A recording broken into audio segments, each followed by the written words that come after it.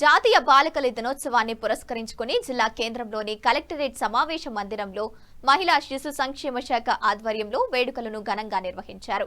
ఈ కార్యక్రమానికి ముఖ్య అతిథిగా హాజరైన అదనపు కలెక్టర్ బిఎస్ లతా జ్యోతి ప్రజ్వల చేసి వేడుకలను ప్రారంభించారు. బాలికల సాధికారతకు బాటలు ఈ సందర్భంగా అదనపు కలెక్టర్ మాట్లాడుతూ బాలికలు తమ హక్కుల పట్ల అవగాహన పెంచుకుని ఉన్నత శిఖరాలను అధిరోహించాలని ఆకాంక్షించారు. బాలికలు ఇంటికి దీపము కిరణాలు వంటి వారు విద్యావంతులైతేనే సమాజం వెలుగుతుంది అని పేర్కొన్నారు.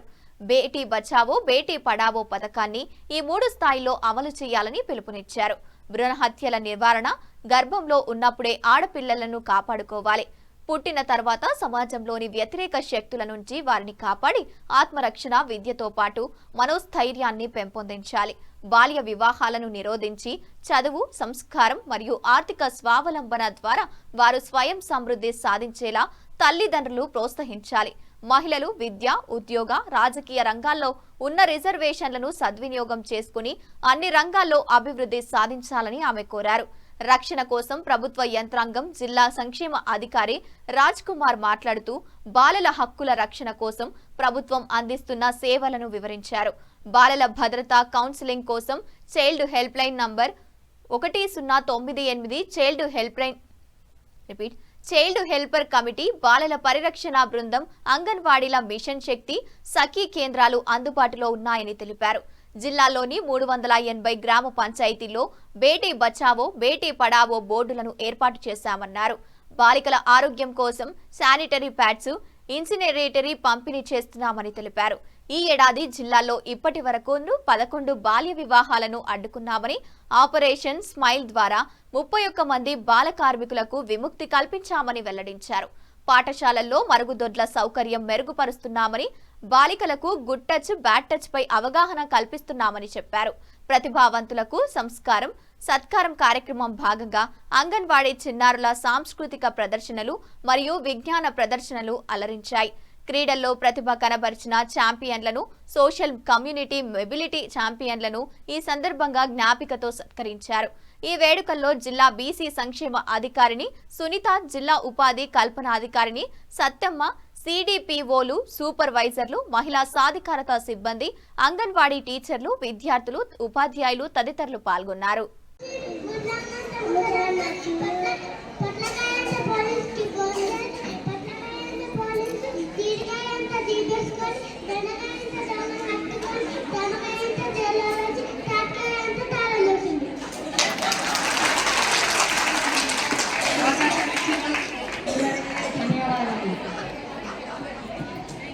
సో ఇందాక మా నరేష్ గారు చెప్పింది ఆ తేడాన్ని, పురుషులందు పుణ్య పురుషులు వేరయ్యా అంటే ఆ పురుషులు ఎవరైతే పుణ్య పురుషులు ఉన్నారో వాళ్ళందరూ ఇక్కడ కూర్చున్న డయాస్ మీద ఉన్న వాళ్ళతో పాటు ఈ డయాస్ మీద కూర్చోలేక ఇంట్లోనే ఈ డయాస్ కంటే ఎక్కువ పనిచేసే వాళ్ళందరూ వెనుకున్న పురుషులు పుణ్య పురుషులు. అందరూ మన తమ్ముళ్ళు కావచ్చు, అన్నలు కావచ్చు, మన తండ్రులు కావచ్చు, మన చుట్టాలు కావచ్చు, ఎవరైనా కావచ్చు, ఆ పురుషులు పుణ్య పురుషులు చాలా మంది ఉన్నారు. సో వారి వల్లనే, వారి సహకారం వల్లనే మనందరం ఇక్కడ ఉన్నాం. ఇక్కడ సో వారందరికీ కూడా ఒకసారి క్లాప్స్ కొట్టండి గట్టిగా, ఎందుకంటే వాళ్ళు కూడా పుణ్య పురుషులు కదా, అందరూ పుణ్య పురుషులే రావాలి నెక్స్ట్. సో అంత గట్టిగా కొట్టాలి మరొకసారి. సో మరి ఇప్పుడు మహిళలు ఎందుకు ముఖ్యం అని అనుకున్నాం కదా.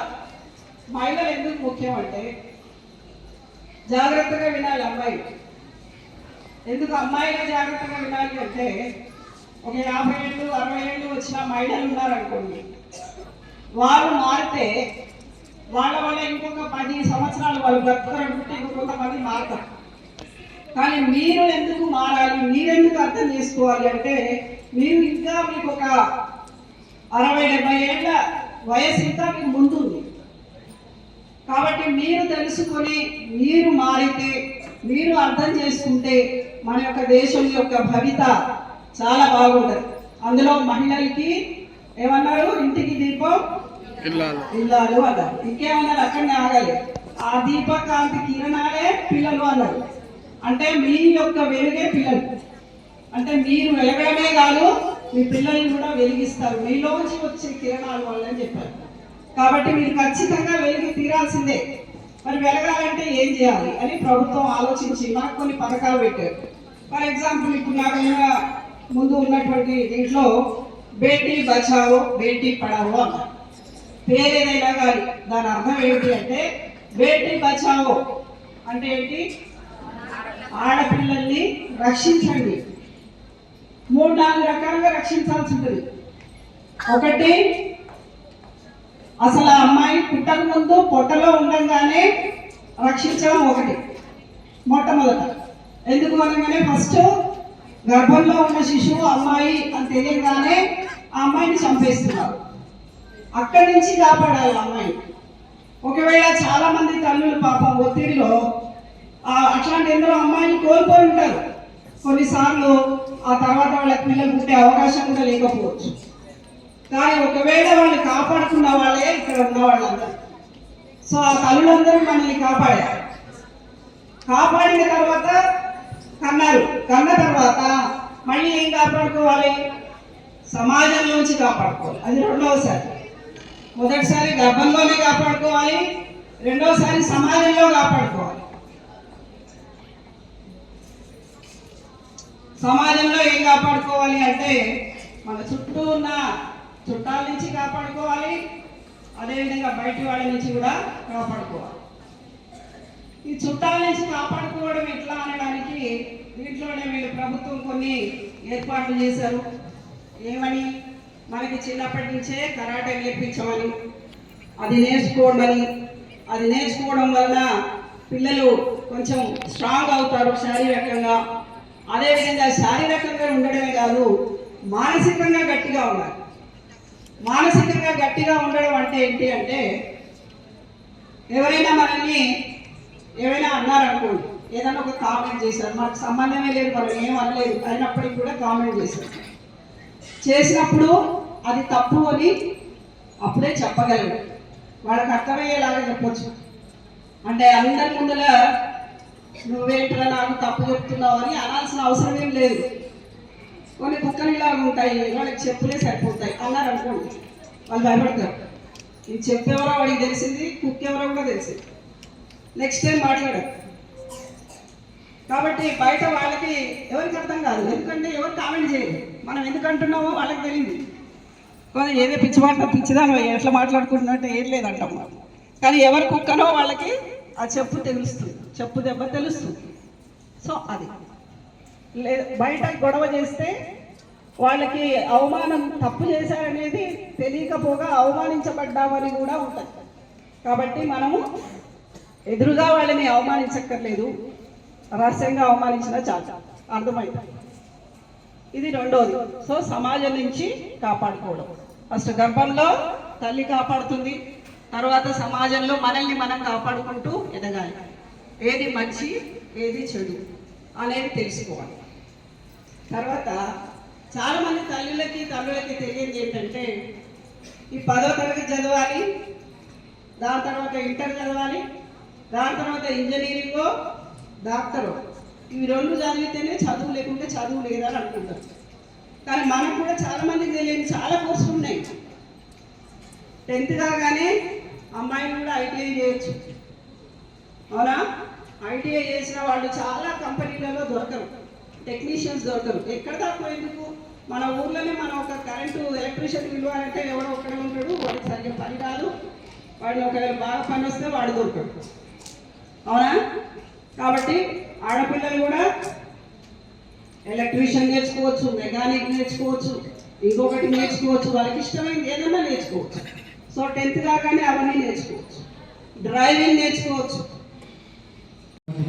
మేడం గారికి, అలాగే ఎంప్లాయ్మెంట్ ఆఫీసర్ సత్యమ్మ గారికి, BC welfare officer Sunitha madam గారికి, అలాగే మా సిడిపిఓలకు, ఈ కార్యక్రమానికి ఇచ్చేసినటువంటి డిపిఆర్ నరేష్ గారికి, అలాగే ఇక్కడ ఇచ్చేసినటువంటి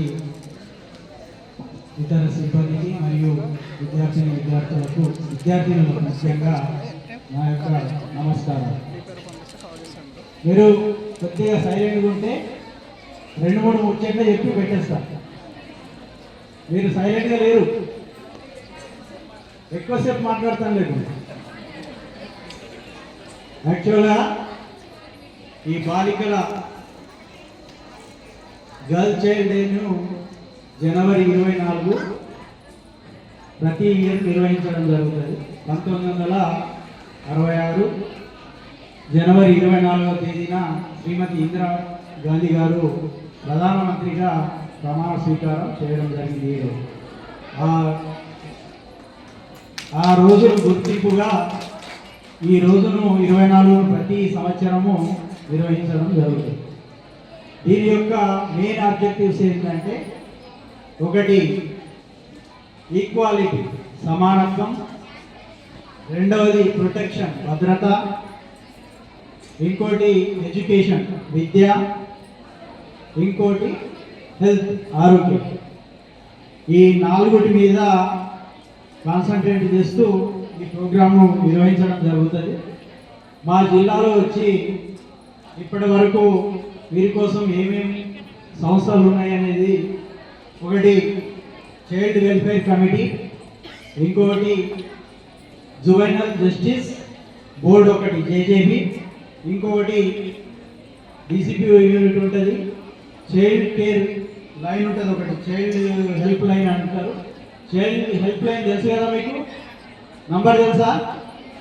తెలియదా? చెప్పండి ఒకసారి. 1098